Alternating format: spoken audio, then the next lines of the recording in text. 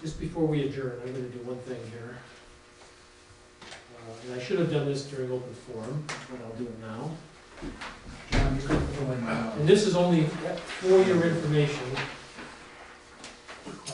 This is a letter we got from the Ogunquit Development, and these questions have been posed to us as open forum questions.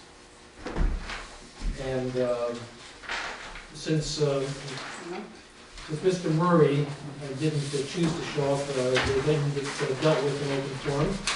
But I'm going to answer each of the questions posed in this in a very factual manner. Tonight? No, in writing in response. I just wanted you to know the questions that would have been asked in open forum should Mr. Murray have showed up.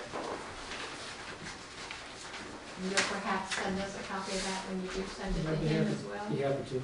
Actually, Mr. Ogunquit or Mr. Murray is suing us right now, and on advice of our attorney, we don't respond to any of his requests for information. Why are we deciding to go against the advice of our attorney?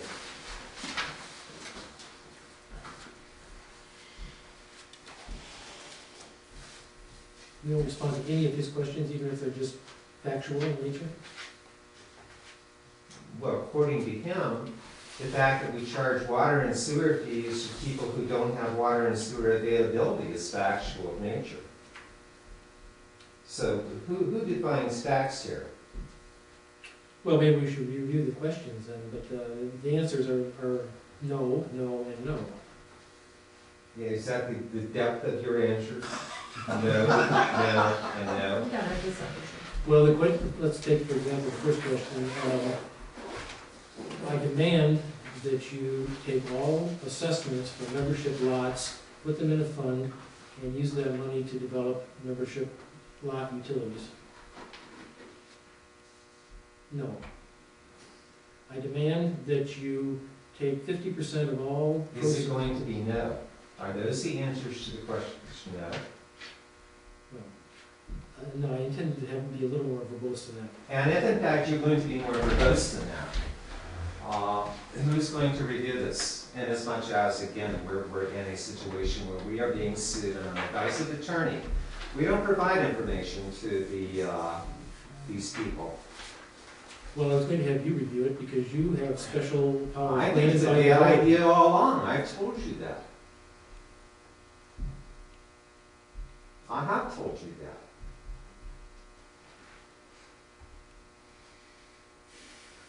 Whether it's Mr. Murray asking the question or Mr. Masters asking the question for him, I think it's a bad idea.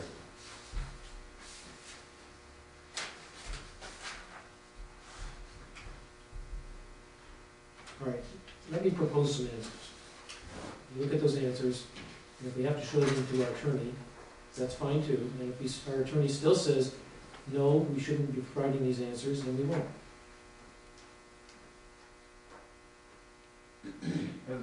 Which attorney do we go to? Carney. Carney? That's Free. fine. What? Come on, let's don't overreact to everything. This is, Let's, This is public this information. is public information. He's a member, he's made demands of the board. I think it's appropriate that the board respond to his demands. I don't think it's appropriate to respond to any of his demands. He's not empowered to make demands regarding anything. Oh, I understand that. But you're the one that used the words. He's made demands and you think it's appropriate to respond. He's made demands, we demand that. I'm quoting his words. And I think that any time that a member corresponds with the board should not ignore that member's correspondence. I don't think it's a question of ignoring the correspondence. I think the issue is that the man is suing the board for $4.2 million. And that he is not just a member. And he is not just asking a question because he wants an answer. He has one and one only agenda, and your number one question clearly points out that agenda.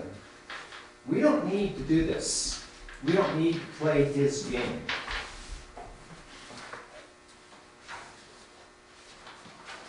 If he wants to sue us, take us to court, sue us for $4.2 million, and this is his primary issue, And 2.5 years later, you guys are saying that, well, we should try to answer this question. I just can't even imagine the thinking.